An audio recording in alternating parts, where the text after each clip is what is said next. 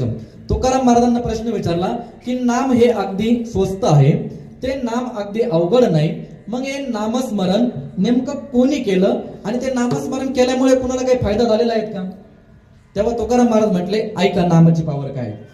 बघा, जेव्हा समुद्र मंथन चालू झालं, समुद्र मंथन बाबा, जेव्हा समुद्र मंथन सुरू झालं तेव्हा त्या समुद्र मंथनातून एकदा विष बाहेर यायला लागलं आणि ते विष बाहेर आलं.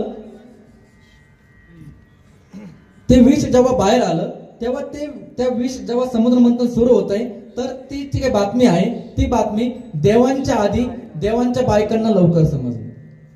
बरोबर? ऐका, कुठली गोष्ट असेल ना, आपल्या व्यावहारिक जीवनातली घ्या, संसारातली घ्या, आपल्या आधी ती काही जी गोष्ट, एखादी गोष्ट असेल ती आपल्या बायकोला जास्त माहित असते. बरोबर आजीबाई? बरोबर. तसंच त्या देवांची जी काही बातमी आहे त्या देवांच्या बायकोंना कळाली की समुद्र मंथन सुरू झालं आहे. तर त्या ठिकाणी समुद्र मंथन सुरू झाल्यानंतर आपले जे काही विष्णुदेव आहेत, विष्णूंना त्यांच्या पत्नी लक्ष्मीने विनंती केली, हे बघा, आपल्या जे काही समुद्र मंथन सुरू झालेलं आहे त्यातून विष बाहेर पडत आहे, ते विष तुम्ही सेवन कराल, ते सेवन करू नये म्हणून तुम्ही घरात बसा. विष्णू महाराज म्हटले, असं कसं? नाही, तुम्ही घरातच बसावं लागेल म्हणे. हे बघा, नामस्मरणाची पावर काय तुम्हाला सांगतोय महाराज. तर विष्णू महाराज म्हणले, ठीक आहे, कारण त्या काळी श्री विष्णू भगवान, मुलांना शांत बसा, नाहीतर बाहेर चला, परत आवाज नाही आला पाहिजे. बघा, हे बघा, त्या मुलांना पण नाव ठेवून उपयोग नाही. एवढे छोटे मुलं आहेत, त्यांना कीर्तन म्हणजे काही माहित नाही, पण ते ऐकायला येत आहेत. तर थोडंफार होतं, मुलांना बोलू नका, 1 तास फक्त. बघा, ते काही जे काही विष्णू जे आहेत, विष्णूची पत्नी लक्ष्मीचं ऐकत होते. कोण? विष्णू भगवान. म्हणजे ही जी काही प्रथा आहे ना, बायकोचं ऐकणं, ही प्रथा पहिल्यापासून आहे. नवऱ्यानं बायकोचं ऐकणं ही प्रथा पहिल्यापासून आहे. आत्ता बायको ऐकतात यात काय, आत्ता नवरे ऐकतात यात काही नवल नाही.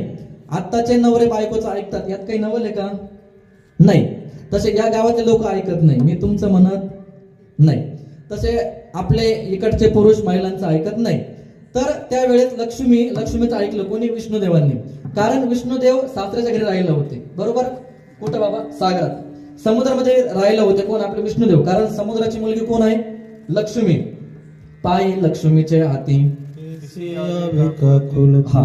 तिसे यावे काकुलती. म्हणजे जे काही विष्णू भगवान आहेत, विष्णू भगवानाची पत्नी लक्ष्मी आणि विष्णू भगवान सासरमध्ये राहायचे, त्यामुळे ते ऐकायचे. त्यानंतर दुसरे देव म्हणजे आपले जे काही ब्रह्मदेव आहे, ब्रह्मदेवाची पत्नी म्हणजे सावित्रीला कळालं की तिकडे समुद्र मंथन सुरू झालं आहे, तर आपण आपल्या नवऱ्याला आपण सांगूया. सावित्री तिथे गेली, मावशी, आणि ब्रह्मदेवाला म्हटली, महाराज, आपलं आता वय झालेलं आहे, आपण आता म्हातारे झालेलो आहेत, आपली दाढी आता फार पिकली आहे, आपण रिकामे कुटाने कशाला करतात? म्हातारपणात चांगले दिवस जगा ना, तुम्ही बाहेर जायचं नाही, समुद्र मंथन चालू झालेलं आहे. विष्णुदेव म्हटलं, अरे बाप, ठीक आहे, मी पण जात नाही. आता ब्रह्मदेव झाले, विष्णू झाले, पण तिसरा देव म्हणजे कोण? महादेव. बाबा, आता महादेव कोणाचा ऐकतो का? अजिबात ऐकत नाही. पार्वती बाहेर आल्या आणि लगेच त्यांना सांगितलं, महादेवांना, ऐका स्वामी, आपलं समुद्र मंथन सुरू झालेलं आहे, त्यातून विष बाहेर पडत आहे, तुम्ही ते जे काही समुद्र मंथन आहे त्यातून काही विष निघणार आहे, तुम्ही ते सेवन करू नका, त्यात आपला जीव जाईल, तुम्ही असं करू नका. महादेव म्हटले, अजिबात नाही. पार्वती माता म्हटल्या, अहो असं नका करू, आपलं गाव फार अवघड आहे, आपले जे काही जे स्मशानभूमी आहे, आपले जे काही स्मशान आहे, तिथले लोक फार अवघड आहे. फॉर्म मारायला सगळे सोबत येतात बाबा. बरोबर? फॉर्म मारायला सगळे येतात आपल्या सोबत, आपलीच खातात, आपलीच पितात आणि आपल्याच विरोधात प्रचार करतात. पार्वती माता बोलल्या ना, तुम्ही असं करू नका हो, लोक आपल्या बरोबर फॉर्म भरायला येतील, आपल्या बरोबर खाणार, आपल्या बरोबर पिणार, आपल्या विरोधात प्रचार करायला, आपल्या नशिबी काही गुलाल नाही. इतकं जे काही आतापर्यंत जे काही त्या काळात निवडणुका झाल्या असतील, आपल्याला कधी गुलाल मिळालेला नाही. तुम्ही रिकामा कुटाणा करू नका, लोक आपले करेक्ट कार्यक्रम करतील, तुम्ही कुटाणाच करू नका. महादेव म्हटले, तू गप्प बस, तुला कळत नाही बा. ठीक आहे, पार्वती मातेने हट्ट सोडून दिला. आपले जे काही महादेव त्यांनी कळलं आता विष बाहेर येत आहे, पण आता महादेव विष पिणार कसे? बरोबर? नामस्मरणाची पावर काय ते सांगतोय तुम्हाला. महादेव विष पिणार कसं? मग आता इंद्रचंद्र फार हुशार होते त्या काळाची, त्यांनी सांगितलं एक वाघ बाहेर आलेला आहे. मग त्यांनी काय केलं, विष्णूला फोन लावला. त्या काळात पण फोन होते बरं का. विष्णूला फोन लावला, विष्णूचा फोन स्विच ऑफ यायला लागला. मावशी, त्या काळात पण फोन होते, आत्ताच आहे असं काही नाही. विष्णुदेवांना फोन लावला, त्यांचा फोन स्विच ऑफ. ब्रह्मदेवांना लावला, त्यांचाही फोन स्विच ऑफ. आता काय करायचं? मग आता महादेवाला आपण प्रसन्न करायचं. बरं महादेवाला प्रसन्न करणं ते सोपं आहे बाबा?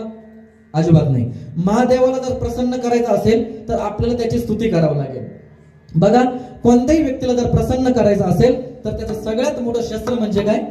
स्तुती करणं महाराज. बरं, त्यांनी काय केलं? आता आपण महादेव स्तुती करायची. महादेवांना भेटले कोण? नारद मुनी, इंद्र आणि चंद्र. ते भेटल्यानंतर महादेवाला सांगितलं, अहो समुद्र मंथन सुरू झालं आहे, विष घ्यायचं आहे, पण आता काय करायचं? महादेव म्हणजे तुम्ही बोला. त्यांनी स्तुती करायला चालू केलं. काय? अहो तुम्ही देवांचे देव. कोण? महादेव. बरोबर. तुमचा सासरा हिमालयासारखा, आम्ही सर्व लोक गावात राहतो, तुम्ही कुठे राहतात? स्मशानात. तुमचा मुलगा गणपती सारखा, तुमची धर्मपत्नी पार्वती सारखी, तुम्ही विष पिलंच पाहिजे. महादेव म्हटले विष दाखवा मला.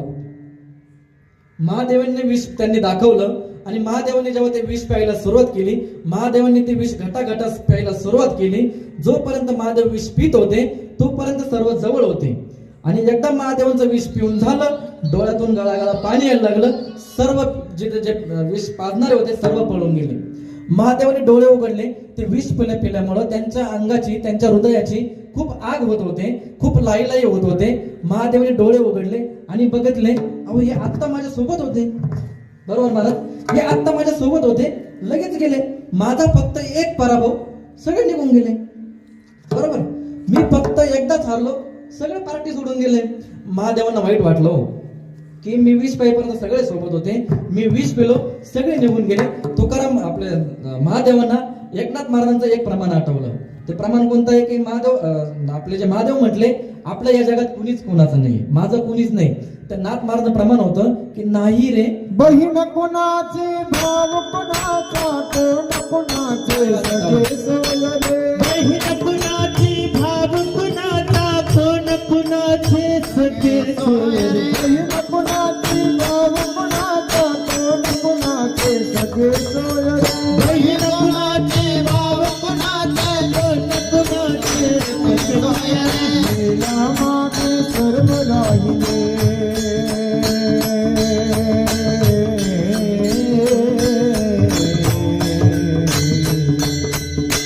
गेला मागे सर्व राहिले.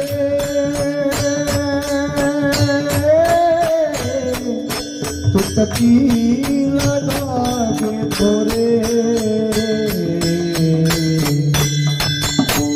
नाही रे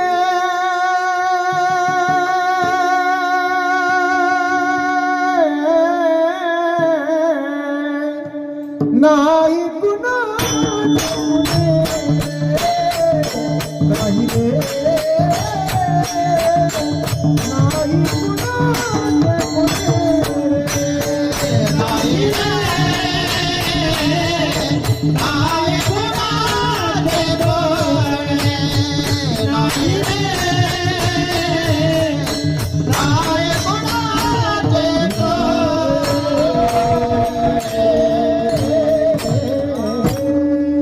छान प्रमाण दिलं. नाही रे नाही कोणाचे कोणी. याच्यामध्ये आपलं बहीण पण कोणाची नाही, भाऊ पण कोणाचं नाही, सगळे सोयरे पण आपलेच नाही. त्यांना ते महादेवांना त्यांचं प्रमाण आठवलं की आपल्या जगात कोणीच नाही. आता महादेवांना विष पेल्यामुळे ते आजारी पडले. त्यानंतर महादेवांनी आपल्या पार्वती मातेला फोन केला. हॅलो, कुठे आहे पार्वती? मी घरी आहे. पार्वतीला अंदाज आला आपल्या नवऱ्याने काहीतरी कुटाणा केला. तुम्ही आता पहिले घरी या. तुम्हाला मी म्हटले होते फॉर्म भरायला सगळे सोबत असतात, आपलेच खाल्लं, आपलंच पिलं आणि आपल्यावरचा प्रचार केला ना कार्यक्रम तुमचा. बघा, कळलं तुम्हाला? ते म्हणजे ठीक आहे. मग घरी आले आपले महादेव आणि महादेवांना आपलं जे काही म्हणजे महादेव आजारी पडल्यामुळं आता त्यांना उपचाराची गरज होती महादेवांना. आणि गरज असल्यामुळे महादेव घरातल्या डॉक्टरांना बोलवलं, जेने ते औषध घेतले, जे काही गोळ्या घेतल्या, पण त्यांना काही फरक पडला. आता नारद मुनी म्हटले चला आपण एकदा महाराजांना भेटून येऊ, महादेवांना आपण भेटून येऊ. महादेव नारद मुनी निघाले. नारद मुनीने महादेवांसाठी आजारी असल्यावर त्यांनी सफरचंद घेतलं. काय घेतले? आजीबाई लक्ष द्या, नारद मुनीने महादेवाला भेटण्यासाठी सफरचंद घेतले. आता अशी शोकांतिका आहे, जेव्हा माणूस आजारी पडतो तेव्हा आपण काय नेतो? सफरचंद. आणि जेव्हा माणूस चांगला असतो तेव्हा आपण काय नेतो का? पार्लेचा पुडा. किती वाला? 5 वाला. बरोबर आजीबाई? आणि जे सफरचंद आपण पेशंटला नेतो ना, ते सफरचंद पेशंट खात नाही हो. कोण खात ते? ज्या पेशंट सोबत जो कोणी माणूस असतो ना, ते माणूस सफरचंद खातो आणि 8 दिवसामध्ये 3-3 किलो वजन वाढतं. कोणाचे? सोबत असणाऱ्यांचे. असं न करतो, जोपर्यंत मनुष्य आहे जिवंत तोपर्यंत मनुष्याची किंमत करत चला. नारद मुनी त्यांना सफरचंद घेऊन गेले. महादेवाने विचारलं काय झालं. त्यांनी सांगितलं भाऊ विष पिलो, आजारी पडलो आणि आता काय डॉक्टर आले पण काही गुण पडत नाही. नारद मुनी म्हटले ठीक आहे, मी औषध सांगू, सांगा. सांगतो. महादेव म्हटलं औषधाची किंमत सगळं फुकट आहे. बर औषध फुकट आहे तर महादेव निम्मे बरे झाले लगेच. औषध जर तुमचं फुकट आहे 1 रुपया लागणार नाही, पण मी जर बरा होणार आहे. महादेव अगदी खुश झाले. मग ते नारद मुनींचे जे सांगितलेलं औषध आहे त्या औषधाचं नाव तुकाराम महाराज दुसऱ्या चरणात सांगतो. दोची अक्षराचे काम दोची अक्षराचे काम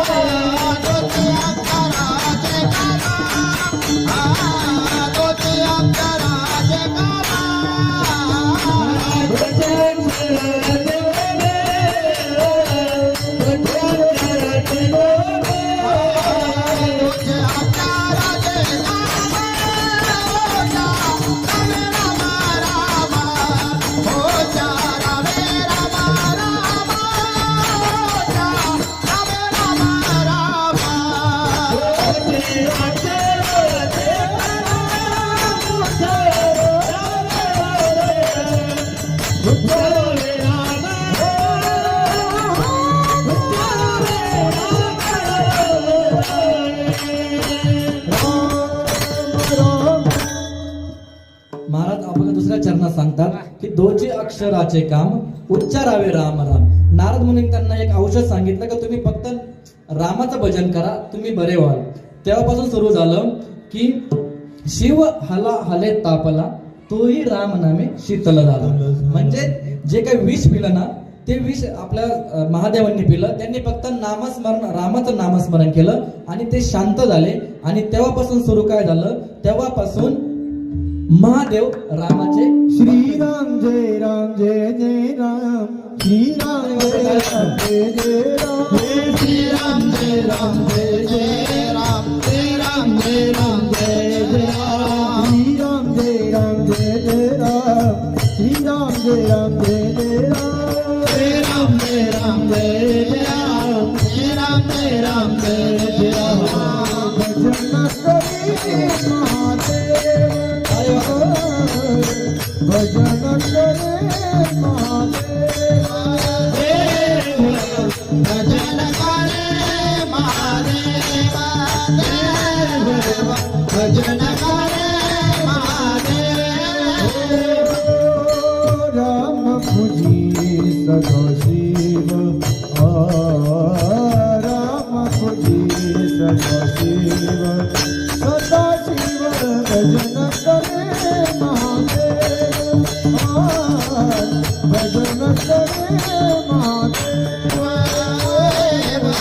भजन करे महादेव देव भजन करे